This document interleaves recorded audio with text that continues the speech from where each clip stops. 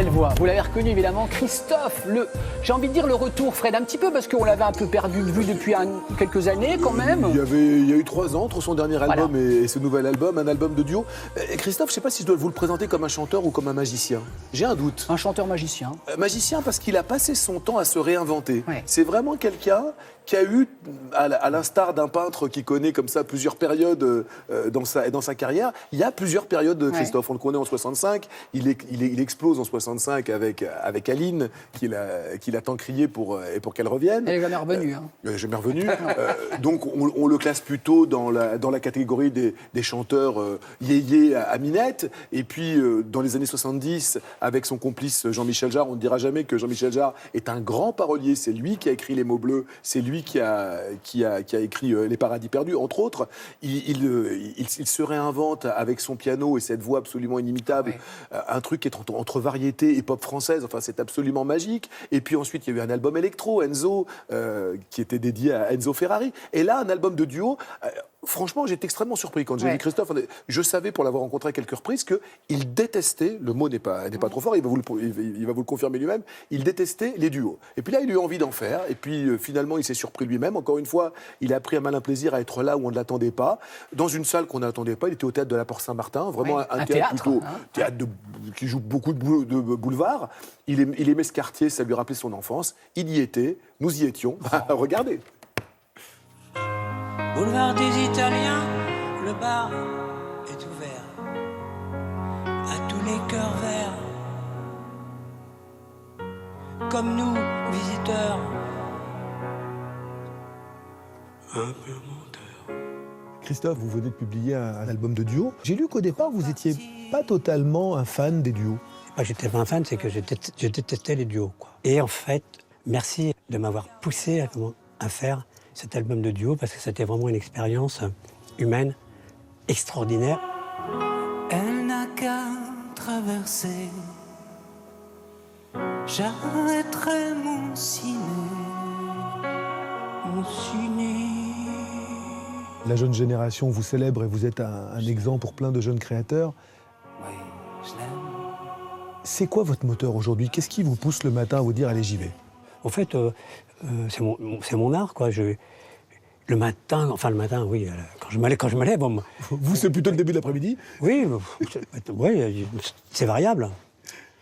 Quand je vais, bien sûr, quand j'ai pris mon petit-déj, automatiquement, je suis toujours, comme un peintre, dans ma palette sonore.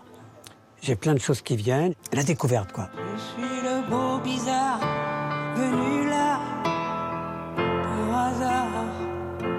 L'alcool a un goût amer, le jour, c'était hier. Je sais que vous êtes un grand perfectionniste. C'est ce qu'on dit, oui. Je ne crois pas que ce soit une légende. Non, je suis chiant avec moi-même. Donc, je suis un peu chiant aussi avec... Pas chiant, mais... La perfection, je ne sais pas ce que ça veut dire, en fait.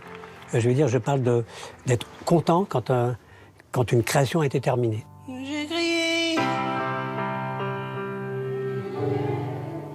Aline pour qu'elle revienne. J'ai pleuré. Oh, j'avais trop de peine. Parfois, je vais dans le passé parce que ça inspire aussi le présent. J'ai l'impression d'avoir été un joueur toute ma vie, quoi. J'ai su me coucher quand il fallait. C'est un jeu. Et je suis peut-être relancé quand il fallait. Mais souvent, n'écouter que moi, quoi. On a l'impression que vous n'avez jamais été aussi détendu en interview. Vous vous racontez beaucoup plus qu'avant. Parce que je pense que les journalistes, comme ça, s'intéressent aux gens qui vont voir et ils posent de bonnes questions. En fait, C'était pas le cas avant? Non, j'ai souffert dans des trucs, moi je parle beaucoup, mais quand on me pose une question à la con, j'ai pas envie de répondre. J'ai fait des trucs nuls. Je lui dirai les mots bleus, mots qu'on dit avec les yeux.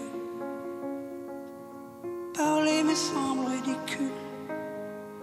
Je m'élance et puis je recule devant une phrase inutile qui briserait l'instant fragile d'une rencontre. Oh, quelle voix. C'est Je magique. suis fan absolu. C'est magique. Et Fan. puis alors, des tubes comme ça, vous pouvez les chanter. Bon, on connaît la version d'Aline 1965, très orchestre yéyé. Là, quand il la joue au piano seul, ça devient une autre chanson. Ouais. Et les gens adhèrent, les gens. Il n'y a pas eu un dossier sur Ali? Qu'est-ce qui s'est passé, Fred? Aline, elle est sortie en 65. Il y Ouais. a eu à la sortie de cette chanson un procès. On a intenté un procès pour plagiat, pour copie à Christophe. Il a mis quelques 14 ans à récupérer la paternité de son Ouais. œuvre. Il en avait fait vraiment quelque chose et de son honneur, quoi. Bien sûr. Il avait mis toute son énergie là-dedans. Et en 79, 14 ans de procédure, Ah ouais. il a récupéré la paternité de cette chanson. Et c'est pour ça qu'en 79, il avait ressorti cette chanson qui avait été un tube. Ça fait partie de ces chansons qui sont rentrées aujourd'hui Absolument. dans le patrimoine de la chanson Vous française. avez vu, il est en tournée, donc il y a l'album. Et puis, alors, j'ai noté, j'adore cette ville. Le 5 août, il sera à Saint-Clément-des-Baleines, Christophe. Pour un salue. chanteur atypique, c'est normal C'est d'aller vrai. dans des lieux un petit peu atypiques. Exactement. Merci beaucoup, Fred.